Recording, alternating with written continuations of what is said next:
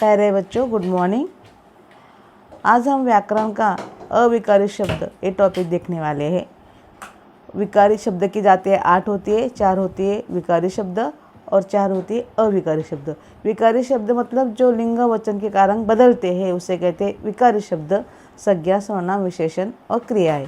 और अविकारी जो लिंग वचन कारक या किसी के कारण नहीं बदलते, जैसे है वैसे रहते, वो रहते हैं अविकारी शब्द। तो अविकारी शब्द हम आज देखने वाले हैं।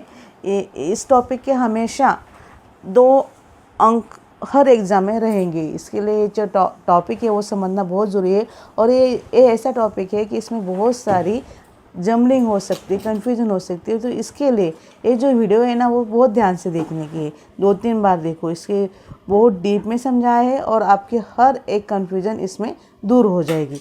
तो अभी देखिए, अविकारी शब्द है जिनके रूप में कोई विकार मतलब परिवर्तन नहीं होता। इनको अव्यय भी कहा जाता है क्योंकि इनके रूप में कुछ भी घटा बढ़ी नहीं सकती, जो के तो बने रहते, जैसे है वैसे ही रहते हैं, कुछ भी हो। तो जैसे कि दिन रात हो रहे हैं, ये कोरोना के कारण बदल रहे हैं का, 12 घंटे का रात 12 घंटे का दिन ये चालू है। तो इसी तरह इनमें भी कोई बदलाव नहीं होता है। जिन शब्दों के रूप लिंग वचन कारक या काल के अनुसार नहीं बदलते उन्हें अव्यय या अविकारी शब्द कहते हैं। क्या कहते हैं? अविकारी शब्द। अव्यय के भेद, और ये जो है ना अव्यय के भेद जो है अविकारी शब्द के भेद 5 प्रकार होते हैं: क्रिया विशेषण, संबंध बोधक, समुच्चय बोधक, विस्मयादि बोधक और निपात। ये अक्सर नहीं पूछते, ज़रा जम लेंगे इसके लिए, लेकिन हमें मालूम होना चाहिए, इसके लिए मैं समझा गई थी। और अव्यय के भेद कितने? 5, 1, 2, 3, 4 और 5। इसमें भी आप बहुत सारी गलतियाँ करते हैं और इसमें भी सब प्रकार से, तो वो भी देखने वाले हैं सब प्रकार। इसके लिए देखने की आपकी सारी जो कन्फ्यूजन है वो दूर हो जाए, इसके लिए हमें सब प्रकार भी देखने के हैं। जो पहला जो है क्रिया विशेषण, एडवर्ब। नीचे लिखे वाक्य को पढ़िए और उस पर ध्यान दीजिए। वह तेज भागता है। ये जो वो कैसा भागता है? तेज भागता है। रवि ऊपर बैठा है। कहाँ बैठा है? ऊपर बैठा है। कम खाया करो। किसके बारे में शब्द? खाने के बारे में। गीता अभी आई है। अभी कैसे आई है? अभी आई है। ऐसे अगर सवाल पूछे जाए कि ये जो वर्ब है ना, वर्ब के बारे में बताने वाले वो सारे शब्द है, मतलब क्रियाओं के बारे में, वो होते हैं क्रिया विशेषण। जो शब्द क्रिया की विशेषता बताता है वो क्रिया विशेषण कहलाते हैं। जो मैं टिक करा के जा रही हूँ वो आपको अपनी नोटबुक में लिखना है। समझ में आया बच्चों? क्योंकि वो बहुत ज़रूरी है। इतना अगर लिखने को आपको कंटाला आता है तो कम से कम जो टिक किया जा रहा है वो लिखना है। अभी पहला जो प्रकार है क्रिया विशेषण, रीतिवाचक क्रिया विशेषण, कालवाचक, स्थलवाचक और परिणामवाचक, परिमाण या परिमाण। रीतिवाचक मतलब क्रिया के बारे में, कालवाचक मतलब समय के बारे में, स्थानवाचक मतलब जगह के, और परिमाण या परिणाम मतलब वो रीति का जो होता है वो यूनिट में होता है या फिर उसका परिणाम, निष्कर्ष, कंक्लूजन के बारे में होता है। पहले होता है रीतिवाचक।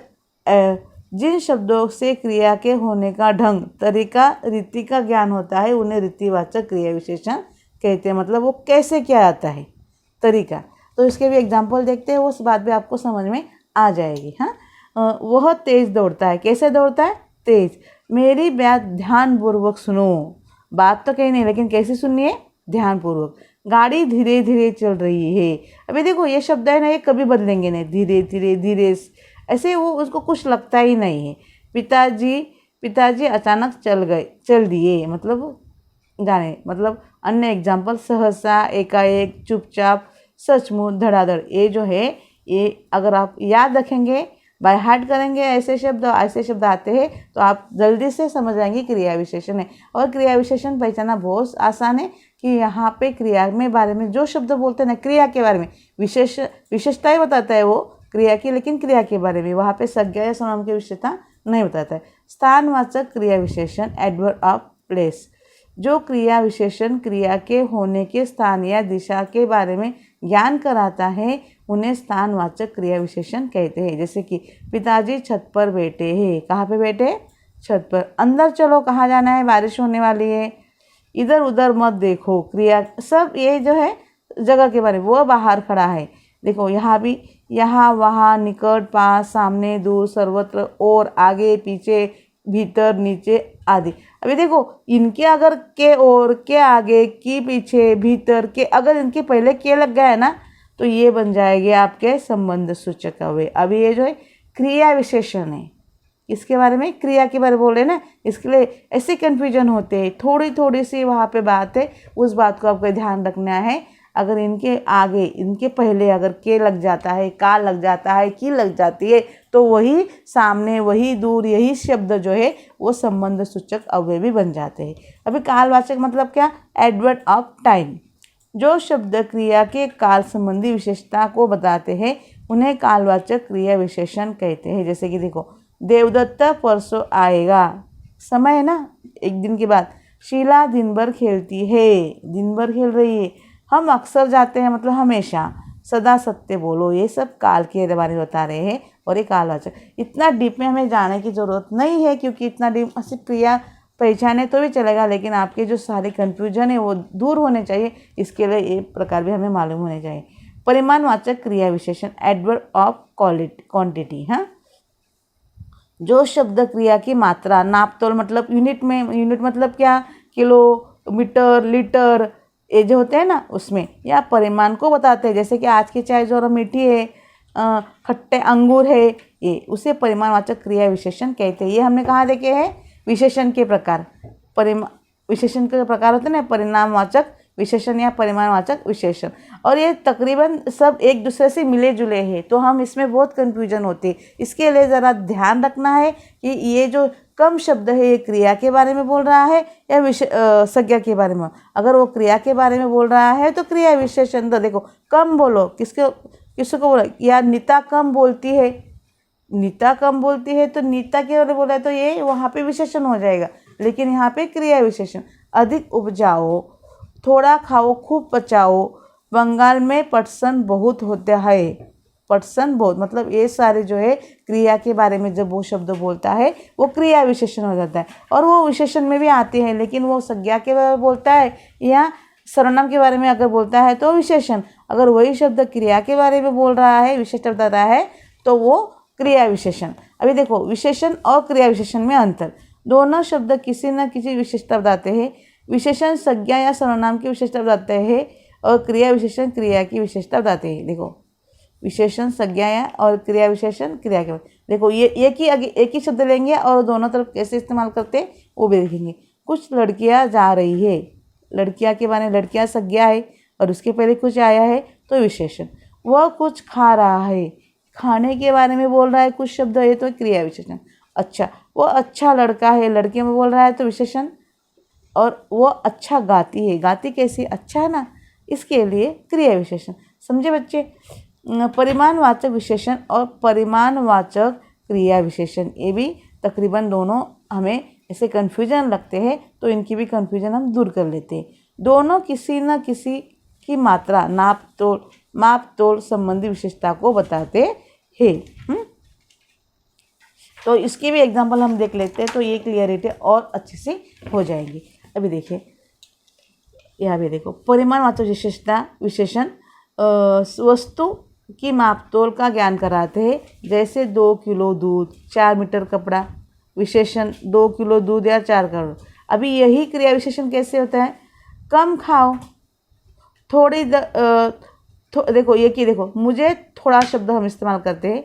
मुझे थोड़ा दही दे दो, दही के बारे में बोल रहा है शब्द, इसके माने दही। और वो थोड़ा खाती है, ये दही जो ये संज्ञा है, इसके लिए ये परिमाणवाचक विशेषण। और खाती है वर्ब है, क्रिया है, इसके लिए ये परिमाणवाचक क्रिया विशेषण।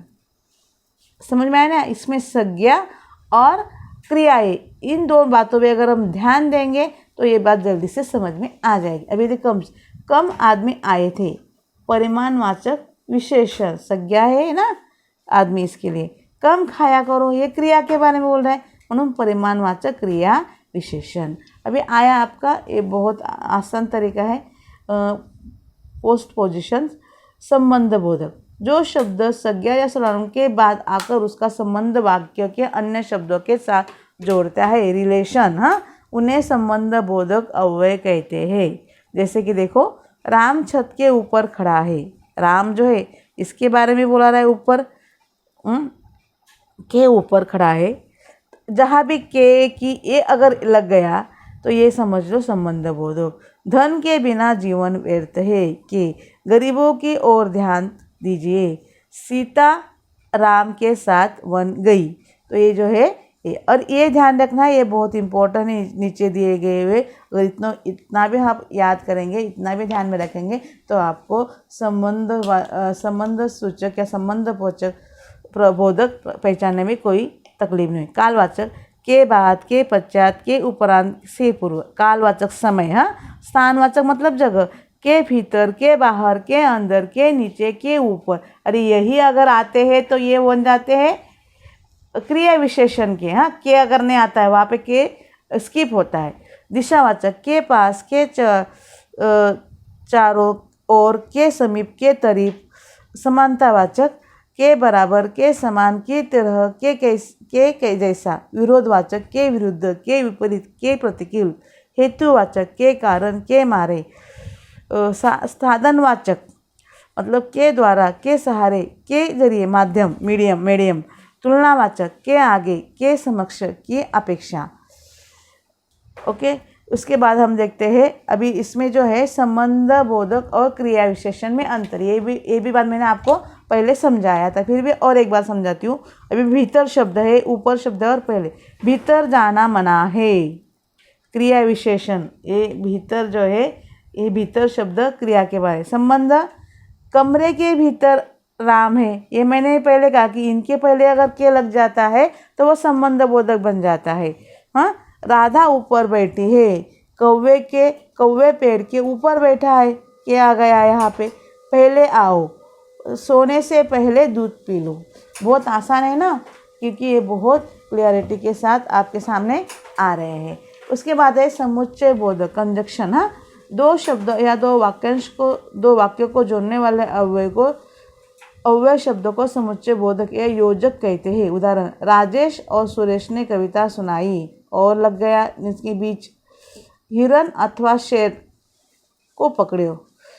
करिश्मा एवं करीना दोनों बहनें हैं। तो इसके भेद है, लेकिन ये भेद हमें देखना ये नहीं, क्योंकि हमें हमारे पोर्शन में नहीं है। इसके लिए हम आगे जाते हैं। वो जो है विस्मयादि बोधक अव्यय। विस्मयादि बोधक अव्यय जो होता है मतलब इंटरजंक्शन।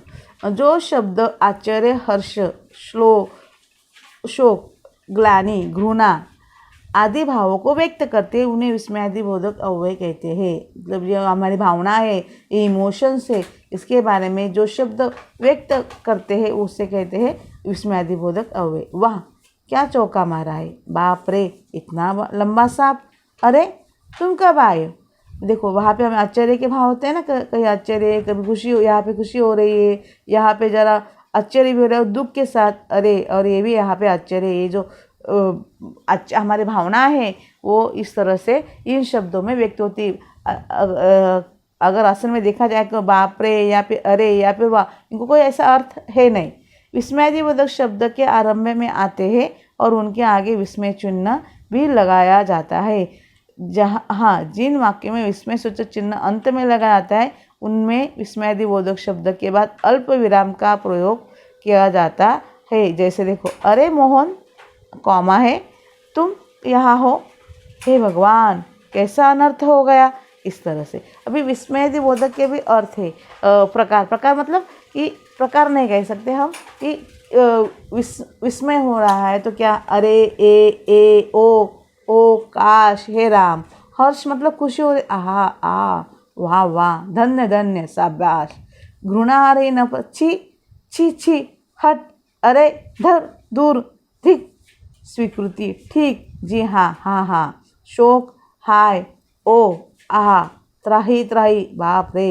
इस तरह से विस्मयादि बोधक के प्रकार है। अगर ये शब्द अगर आप याद कर लेते हैं तो आपको बहुत आसानी हो जाएगी। और सबसे ज़रूरी है ये चिन्ह, विस्मयादि बोधक चिन्ह, अगर इसको याद रखेंगे तो आप झट से पहचान। अरे निपाते प्रैक्टिकल, ये इतना आता नहीं है, फिर भी आपको एक मालूम होना चाहिए, इसलिए मैं आपको समझाती हूँ। जो शब्द जो अव्यय शब्द वाक्य के किसी पद को विशेष बल प्रदान करते हैं उससे निपात कहते हैं।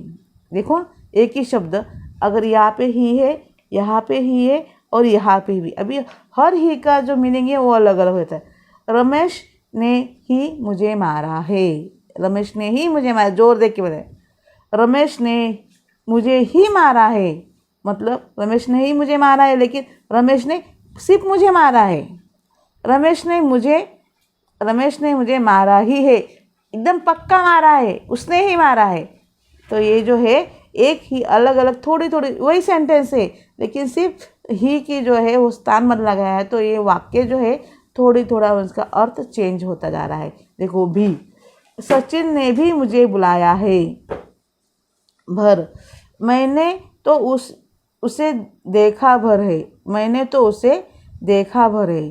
तक, तुमने तो बात तक नहीं की, मतलब तुम पार्टी में आओगे ना, मतलब ऐसे शब्द जो उस वाक्य में कुछ न कुछ बात पे ऊपर जोर रहे, हाँ मतलब उसको कर रहे, जोर से पकड़ के वो बात होनी ही चाहिए। हाँ, तो इस तरह से शब्द जो होते हैं निपात वाले शब्द होते हैं। अभी देखो आपने आज क्या पढ़ा, जिन शब्दों में कोई विकार नहीं होता उन्हें अविकारी शब्द कहते हैं। विकार मतलब उनमें कोई परिवर्तन नहीं होता है। जो शब्द क्रिया की विशेषता बताता है उन्हें क्रिया विशेषण कहते हैं। क्रिया विशेषण के चार भेद, तो हम स्थितिवाचक, स्थानवाचक, कालवाचक, परिमाणवाचक। जो अव्यय संज्ञा सर्वनाम का संबंध वाक्यों के अन्य शब्दों के साथ जोड़ते हैं उन्हें संबंध बोधक अव्यय कहते हैं। समुच्चय बोधक दो पदों को, दो वाक्यों को, दो वाक्यांशों को जोड़ने का काम करते हैं, इन्हें योजक भी कहते हैं। और जिन शब्दों से हर्ष, शोक, विस्मय, घृणा आदि भाव प्रकट होते हैं उन्हें विस्मय आदि बोधक अव्यय कहते हैं। तो प्यारे बच्चों, तो आज आपने जो देखा है कि जो हमारे अव्यय है क्रिया विशेषण, इसके ऊपर हमका आपको क्वेश्चन ज़रूर आने वाला है, तो ये आप ज़रूर इससे ध्यान से करना है। और बहुत आसान तरीका है, हमेशा दो तो आएंगे। और अगर आपको ये लगता है कि ये बहुत लंबा हो रहा है तो मैं इससे और भी आपको आसान दे रही हूँ, कम से कम उतना तो भी अपने नोटबुक में होना चाहिए। तो मैं आपको अभी थोड़ा सा आसान करके देती हूँ, ये आप अगर लिख लेंगे तो भी चलेगा, लेकिन पूरा समझने के लिए वीडियो, जब भी आपको क्रिया विशेषण या अव्यय की प्रॉब्लम होगी तो वीडियो आप बार बार देखेंगे तो भी आपको ये समझ में आएगा। अभी हम यहाँ पे सिर्फ स्वाध्याय के बारे में देखेंगे। निम्नलिखित अव्यय का अपने वाक्य में प्रयोग कीजिए। की और, ये क्या है, संबंध सूचक, हाँ, और ये है असमुच्चय बोधक के साथ संबंध सूचक, तुरंत क्रिया विशेषण। इनको सिर्फ वाक्य में प्रयोग करना है। अगर ये शब्द आपको पहचानने आए ना, इस तरह जैसे मैंने पहचान लिया, तो आपको समझो कि आपको एक अविकारी शब्द अच्छी तरह से समझ गए। रामू ने लड़की की ओर इशारा किया, की ओर, हाँ, आज जनता और शासन को एक साथ कार्य करने की आवश्यकता है। ये हुआ हमारा समुच्चय बोधक। मंगल की शाम को मैं अपनी पत्नी के साथ डबली बाबू के घर गया, के साथ मतलब संबंध सूचक। राम मेरे दिल की बात तुरंत समझ गया, तुरंत मतलब क्रिया विशेषण। उसी तरह से राम राम, ये हुआ विस्मयादि बोधक। जरूर, ये हुआ क्रिया विशेषण। एकाएक, ये भी क्रिया विशेषण हुआ। और धीरे धीरे, ये भी क्रिया विशेषण हुआ। अपने वाक्य में भी कर सकते हैं। तेज, के पीछे, तेज, अब ये हुआ क्रिया विशेषण, के पीछे हुआ संबंध सूचक, और हुआ समुच्चय बोधक, और वो हुआ विस्मयादि बोधक। इस तरह से आप अगर पहचानेंगे तो वाक्य बनाना कोई डिफ़िकल्ट बात है नहीं। तो ये जो है ये आप आसानी से कर सकते हैं। देखो, कम क्रिया विशेषण, परंतु ये समुच्चय बोधक, के लिए भी समुच्चय बोधक। यहाँ के लिए लगा है, इसका मतलब ये संबंध सूचक नहीं होता है।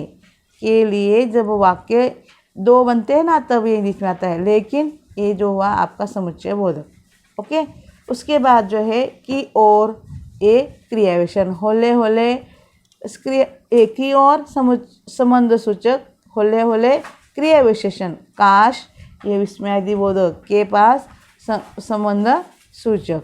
जल्दी जल्दी, ये हुआ समुच्चय क्रिया विशेषण के साथ संबंध सूचक। शायद, ये हुआ आपका क्रिया विशेषण, और इधर ये भी हुआ क्रिया विशेषण। इस तरह से आपको ये समझ में आना चाहिए, और खुद भी कर सकते हैं। और अव्यय के लिए क्वेश्चन आता है, अव्यय पहचानो या फिर वाक्य में उसका प्रयोग कीजिए। आपको शब्द दिया जाएगा और प्रयोग करना होगा। तो बच्चों, आपको ये टॉपिक समझ में आया होगा। वीडियो अच्छे से देखो। जो लिखना है, जो मैंने कम से कम टिक करा है, सब कुछ लिखेंगे तो बहुत अच्छा होगा। कम से कम जो टिक करा है वो ज़रूर लिखना है, तो आपको वो समझ में जल्दी आएगा। और ध्यान से देखने से आपकी इस टॉपिक के ऊपर सारी कन्फ्यूजन जो है वो दूर हो जाएगी। तो आज के दिन इतना ही। ठीक है बच्चों, bye, have a nice day.